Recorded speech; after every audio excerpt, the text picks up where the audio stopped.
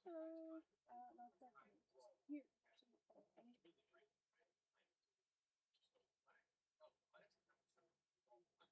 Oh, can, can you guys hear me though? Sorry. My microphone is like all the way at the top of my thing. So sorry. Sorry if you can't hear me, but I don't know what it is. I'm so sorry. Can you hear me better now? Okay, I'm far away, so okay. Is this? I think I don't. Hold on, I'm fixing my mic.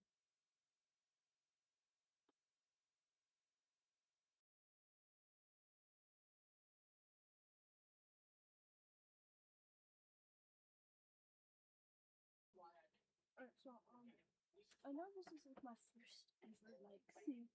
I know this is my first recording on my like computer and stuff. I know this is like my first recording on my computer and stuff. I'm kind of I don't know to record on my computer. So if you have any ideas of what I can use, please give them to me. I could probably use them. But for now, we're just gonna play this cat games where you just close, and I'm just gonna talk about some stuff, which I can also talk about. Oh wait, I should probably. Sorry, I just had that out for, when I was for recording.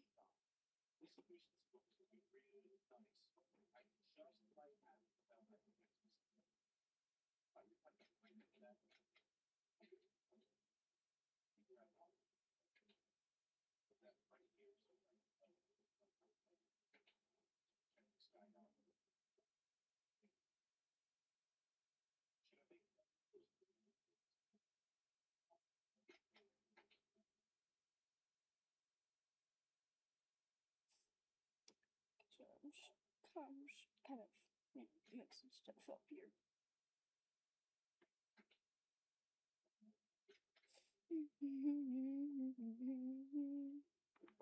I'll be available tonight.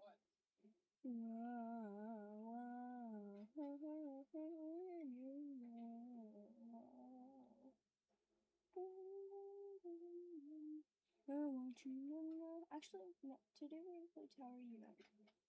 Oh, let's see.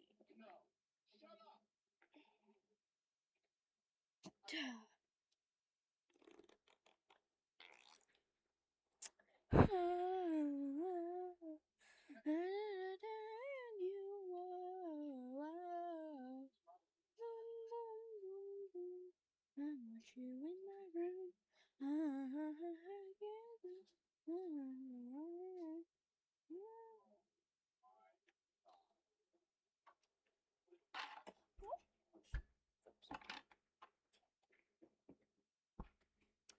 Sorry if I'm probably a low quality. I don't know. I'm probably not gonna go. I don't. Um, yeah, I actually don't know what to do today. Sorry. If I could just go like I know I'm talking now, but I'll usually just go like really quiet and more focus on the game than this. But I'm happy to be doing this, so yeah. So I don't actually have a mic. I'm using like a speaker, I guess. It's actually pretty funny. So yeah. Also, if I just go quiet, I'm also watching TV right now. So yeah.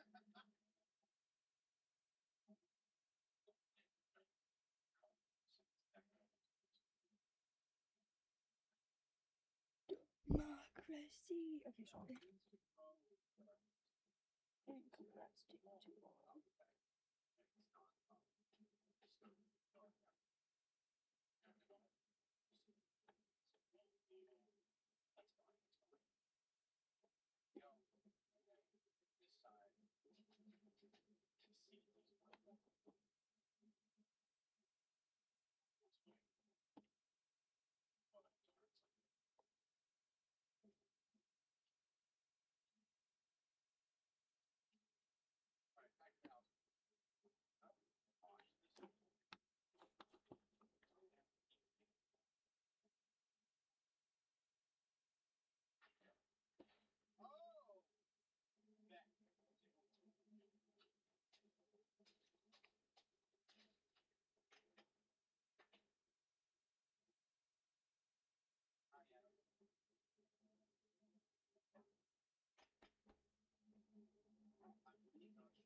Okay, actually, this is gonna be a reaction video. This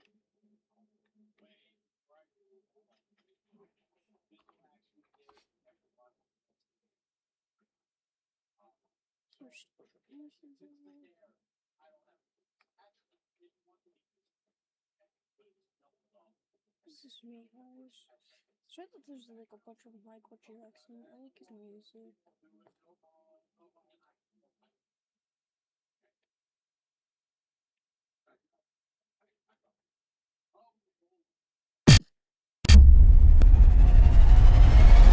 A construction crew was digging when they accidentally solved a kidnapping. A notorious fugitive was caught because he had car problems on the wrong road. A killer stayed hidden for 17 years until an incident at Walmart changed everything. These are impossible cold cases solved by accident. The goal, guys, is 2.5 million subscribers by the end of 2026, and it is crazy, so it would mean the world if you subscribe, and I promise to do my very best for you, put out the best videos I possibly can. I'm Visual Venture, and you are awesome.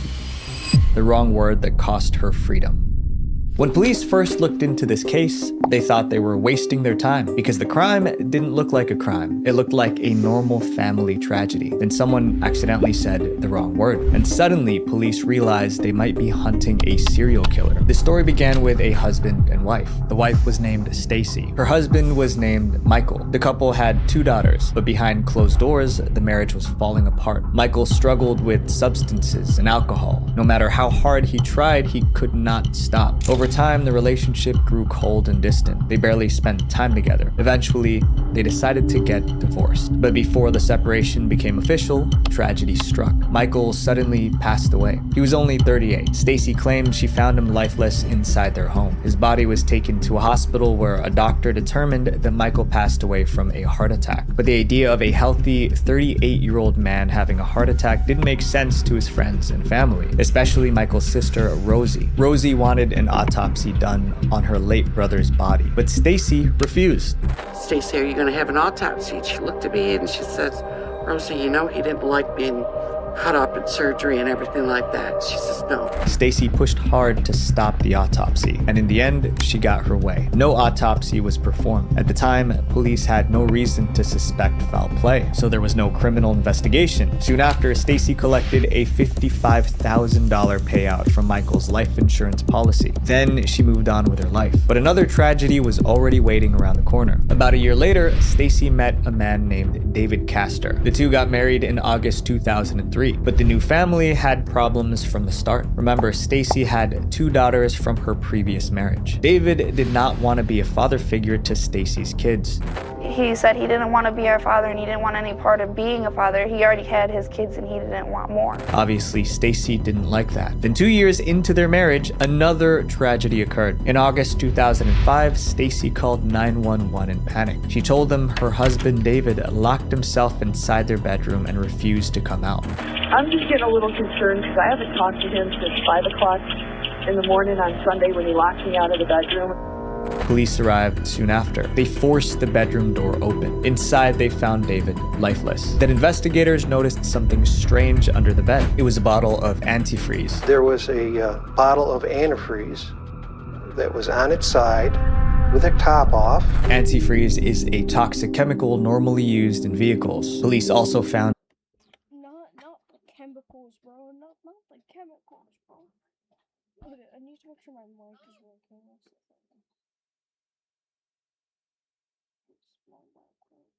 It better be. Yeah, my mic is working. But that is crazy that they did that. There's no way he drunk that whole entire thing, bro. No, the whole entire thing is just gone. I'm sorry, I'm joking about this, but the whole entire thing is just gone. Like, there's nothing left. And they're like, what the fuck? Why the hell did he drink it all? Did he think it was a drink? Anyways, I'm sorry. I'm sorry. I had to say it, bro. 2 glasses on the nightstand. One contained juice in it. The other glass had antifreeze. The medical examiner later confirmed that David had antifreeze in his system. It was pretty obvious what happened, but the police still questioned Stacy about the glasses. Stacy explained that she poured David a glass of cranberry juice before he locked himself inside. That accounted for 1 glass, which he claimed she had nothing to do with the antifreeze in the bedroom. Based on her story, it seemed like David did it to himself. And at the time, investigators could not prove otherwise. Once again, Stacy inherited everything from her deceased husband. The case looked closed, but one detective couldn't shake the feeling that something was wrong. His name was Detective Spinelli. Sorry, I keep checking if my microphone is working, and it is, so that's good. And he had doubts about Stacy's story. My gut was telling me that there was something more going on with this. It just wasn't right. Spinelli pulled the file on Stacy's first husband, Michael. He compared it with David's case, and he noticed disturbing similarities. Both men passed away suddenly. Both were buried side by side in the same cemetery. Spinelli suspected that Michael passed away from the same chemical as David. There was only one way to know for sure. That's to dig him up, to exhume the body. But this would be hugely controversial. Michael's remains were dug up and tested. Investigators found traces of antifreeze in his system, just like David. Still, this only proved both men drank the chemical. It didn't prove Stacy gave it to them. The detective needed concrete proof, so he brought Stacy in for questioning. During the interview, he showed her a picture of the 2 glasses on the nightstand. Then he asked, "Do you remember which glass it was you poured the cranberry juice in?" Stacy looked at the photo, and then she made a mistake. She said, "Well, I poured the the cranberry juice." She tried to correct herself immediately, but it was too late. That one accidental word changed everything. Those of us that were watching the interview went, oh my God. That was a Freudian slip that she couldn't control. Stacy insisted it was just a slip of the tongue. She accused the detective of trying to frame her and stop the interview. At that point, the pressure was closing in. Stacy was desperate to prove her innocence, so she made one final desperate move. Stacy decided to blame everything on her own daughter, Ashley. A few days later, she slipped sleeping pills into Ashley's drink. The pills were meant to end her life. After Ashley passed out, Stacy placed a typed confession letter beside her. In the letter, Ashley confesses to the murders of David Castor and Michael Wallace, her own father, giving intricate details as to how she went about poisoning them.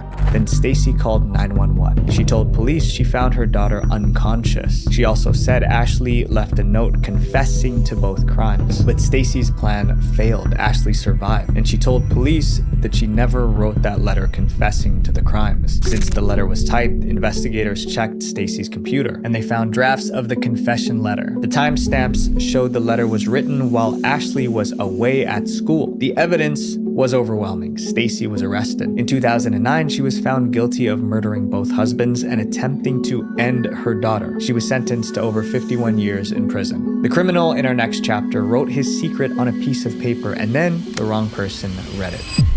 The man who talked himself into jail. When Jonelle Matthews I just want to say, I know I keep doing that. I need to make sure my light is working. Yeah, it's working. Okay.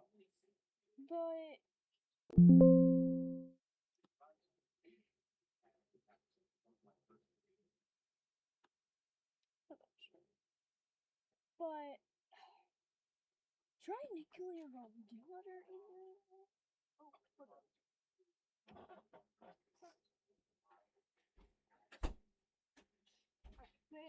trying to kill your own daughter is just husband, okay.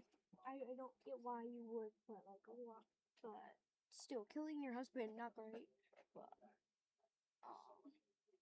killing your child, your own kid that you gave birth to, that you loved, trying to do that is just crazy. But of course, that's just how people are. Of course. But yeah, let's keep going. Matthews was kidnapped, the case became national news. Even the president mentioned it in a speech. 5 days before Christmas, Jonelle disappeared from her home. But all that publicity did not solve the case. For 35 years, no one knew where Jonelle was. Then a construction crew made a random discovery that unraveled the mystery. Jonelle Matthews vanished in 1984. She was only 12. She lived with her family in Greeley, Colorado. One night, her father came home and found the house empty. Did it occur to you that maybe she had run away? No. because I know my daughter well enough. He called the police. Officers searched the house, but they found no signs of a struggle. But they found a clue outside in the snow.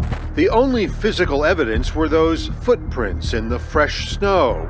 Whoever did it tried to rake their footprints. Someone walked around the house and used a garden rake to hide their tracks. Police kept the rake detail a secret. They hoped to use it to identify the person responsible later. Meanwhile, Jonel's photo was printed on milk cartons across the country. But even with national attention, investigators still had no leads. The case went cold. Then one man claimed he might know something. His name was Steve Pankey. A month after Janelle's disappearance, Pankey suddenly inserted himself directly into the middle of this case. But the more Pankey talked, the stranger his story became. And instead of looking helpful, he started looking suspicious. Around the time Jonelle disappeared, Steve Pankey lived just a few miles from her home. He reportedly reached out to investigators. I contacted the Fort Collins FBI office and volunteered some information about Janelle's disappearance. But his reason for coming forward was strange. Pankey said he was worried someone might try to frame him. He shared the information with the FBI because he feared that somehow someone might be trying to implicate him in Janelle's murder. He claimed his father-in-law was a groundskeeper at a cemetery. And according to Pankey, his father-in-law told him something disturbing. He told me that a cop had contacted him and said that he had a body he wanted to be buried. But the story led nowhere. Years passed, and still nobody knew where Jonelle was. In 1994, 10 years after she disappeared, Jonelle was officially declared deceased. Then years later, in July 2019, an oil crew was digging a pipeline in a remote field. Their equipment struck human remains buried in the ground. Tests later confirmed the remains belonged to Jonelle Matthews, and the discovery happened completely by accident. Had it been just a little higher, a half a foot deeper, no one would have ever seen her. Is divine intervention, that's all it is. But now investigators had a new question. Who was responsible? Detectives reopened the old case files. They reviewed witness statements and rebuilt their list of suspects. One name stood out, Steve Pankey. After Jonelle's remains were found, detectives interviewed Steve Pankey's ex-wife. She told them that Pankey acted strangely after Jonelle disappeared. According to her, Pankey forced their family to leave town 2 days after the kidnapping. During the drive, he made her scan radio stations for news about the missing girl. He also stopped to buy newspapers so he could follow the case. Then she remembered something even stranger. Years earlier, she found a piece of paper Pankey wrote. It was in the trash. And one of the things notated in his handwriting on this piece of legal paper was snow outside the Matthews house was raked. Police were stunned. How did Pankey know the kidnapper raked the snow to cover his footprints? Prosecutors say only the Matthews family, investigators, and presumably the killer knew about them. But apparently Pankey knew. Then the ex-wife shared one more disturbing memory. Years after Jonelle vanished, Pankey's own son passed away. At the funeral, she claimed Pankey made a shocking comment. "I hope God didn't allow this to happen because of Jonelle Matthews." That sounded like someone with a guilty conscience. The police had enough evidence. Pankey was arrested. After a long trial, he was found guilty and sentenced to life in prison. The criminal in our next chapter escaped for 17 years and then threw his freedom away because of a text message. The case of the Walmart ghost. A man committed a crime in a... Okay, wait, but okay, the Pankey one is just crazy. Why would you kill a little girl? I understand people are like that, but why? Just why? Kidnapping, then killing, and then burying them. But the worst part is in whatever it was called, like an oil area. Like, what the hell? I'm not a murder expert. I've never murdered anyone. I'm only a couple years old. But that's a good spot. But, good thing they found her body. And, yeah. Anyways. escaped justice for years. Police had nothing on him. They didn't even know he was connected to the case. For 17 years, he lived a quiet life. Then one day, he walked into a police station and confessed. And he did it because he accidentally received a message meant for someone else. The crime happened in Bullhead City, Arizona. In 1997, a 38-year-old woman went missing. 5 days later, her body was found near the Colorado River. It was clear someone ended her life. Investigators questioned people in the area, but they found very little evidence. After months with no real leads, the case went cold. Meanwhile, a man named Matthew Gibsons quietly left Arizona. Matthew moved to North Carolina. There, he stayed out of trouble. He never even got a parking ticket. For 17 years, police had no idea he was connected to the case. Then Matthew accidentally put the spotlight on himself. In early 2014, Matthew started receiving strange messages on his phone. They were from his local Walmart. Each message said the same thing. Walmart had a prescription ready for a woman named Anita Townshend. Matthew didn't know anyone named Anita Townshend. At first, it seemed like a simple mistake, but then he searched the name online. What he found terrified him.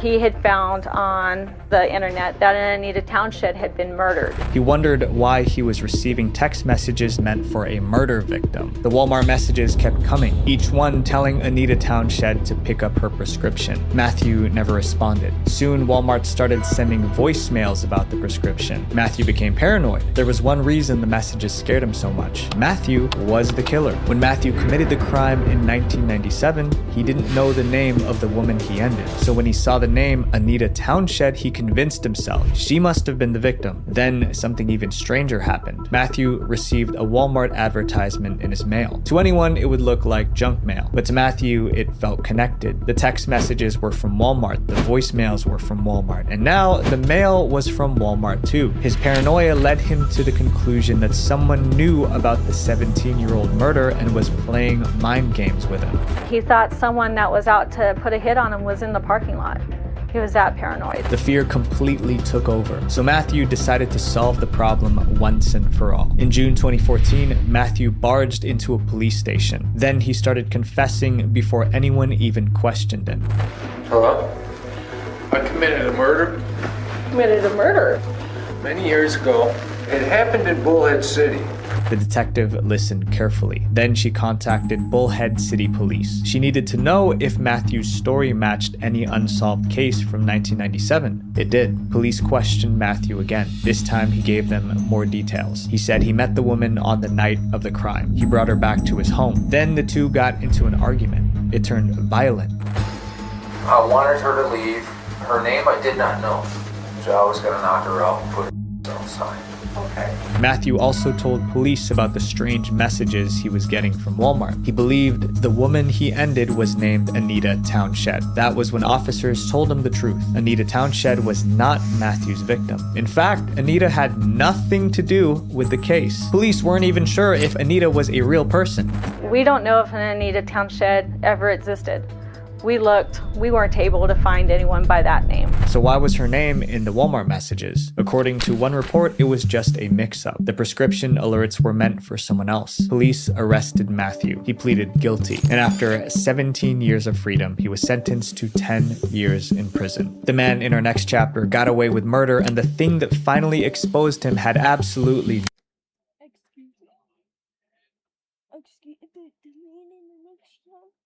is getting away with murder? What?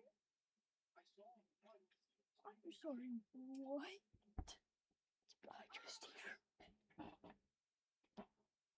But anyways, Anita Townshend probably was like, where's my Walmart prescription? And the guy's like, make it stop. And Anita just doesn't know about it. And I feel so bad for him, but he did commit a murder, so. Anyways. I said anyway. Nothing to do with the case. The Cop Hunter. A criminal who attacks a police officer gets hunted down by practically the whole police force. But one man took a police officer's life and escaped. He hid for years, and then he was exposed by the one person he felt safest around. The crime happened in Atlanta in 1971. 27-year-old police officer James Green was working the night shift. He was at a gas station when two men... I'll be right back, guys. I'll go to the bathroom, so yeah.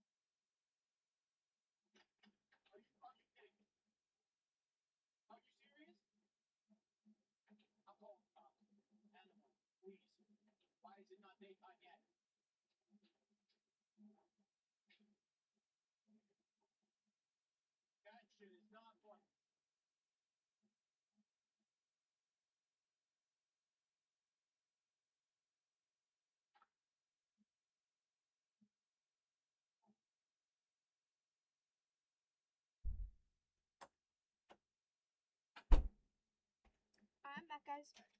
Just give me a second.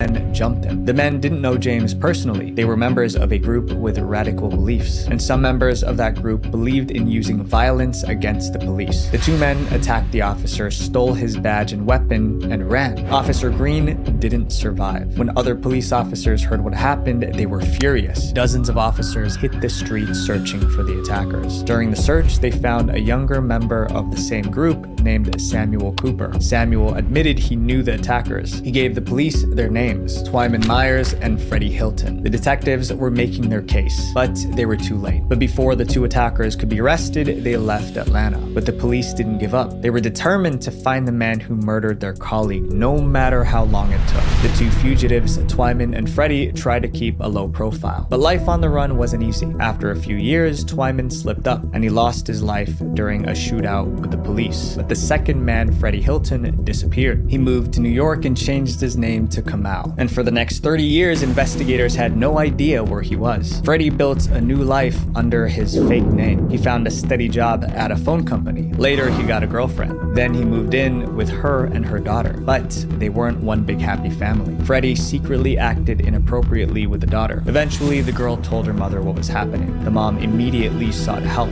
In 2001, a woman and her daughter entered the 69th precinct in Brooklyn, New York, looking to talk to a cop. The woman reported Freddie to the officers. He was arrested. Remember, Freddie was using a fake name, Kamau, so investigators ran a background check on that name. The computer showed no criminal history. In fact, he appeared to be an upstanding citizen. But during the arrest, officers found an illegal weapon on him. Investigators interrogated him about the weapon. And during the questioning, he finally admitted the truth. He told me that his real name was Freddie Hilton. The moment he said that name, the case changed completely. Detectives typed the name of Freddie Hilton into the national database. An alert popped up. He was wanted by the Atlanta Police Department for the attack on Officer James. New York officers informed Atlanta that he was in custody, but 30 years had passed since the crime. So when Atlanta detectives set out to find more evidence to put Freddie behind bars.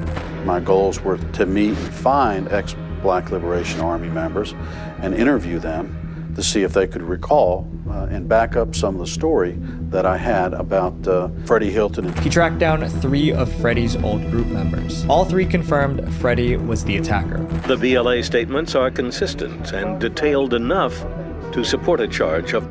After decades on the run, Freddie was sent back to Atlanta. In 2003, he was found guilty and sentenced to life in prison. The woman in our next chapter hid a secret for 25 years until her own family accidentally exposed her.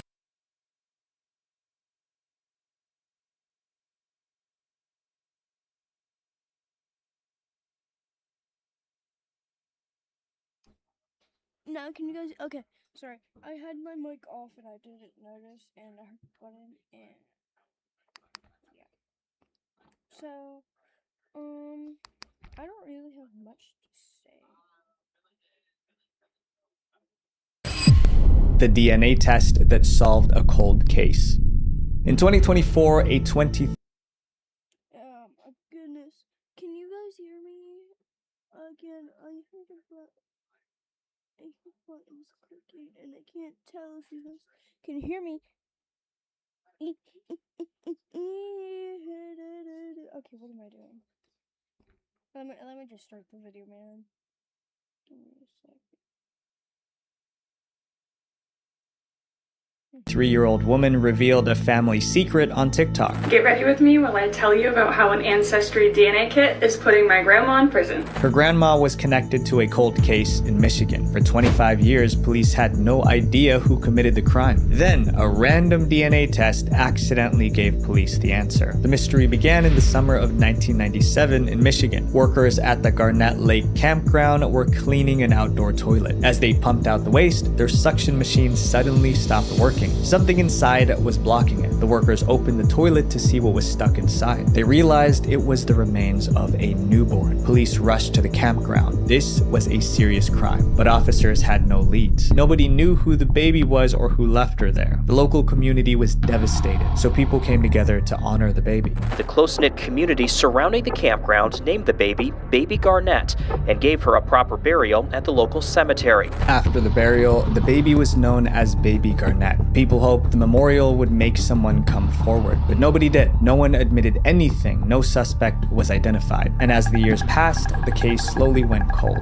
20 years passed. Around 2022, a new sheriff decided to take another look at the case. This time, police had access to advanced DNA technology, so they sent Baby Garnett's DNA to a forensic lab. The goal was to build a family tree from the baby's DNA, and then connect that DNA to a living relative. It worked. The lab found a match. The baby was related to a young woman named Jenna Jaratowski. Jenna's DNA was in the system because she took an ancestry test. I bought one. It's literally you spit in a tube, you swab your mouth, you send it in, and they give you your ancestry results. One afternoon at work, a Michigan detective called Jenna's phone.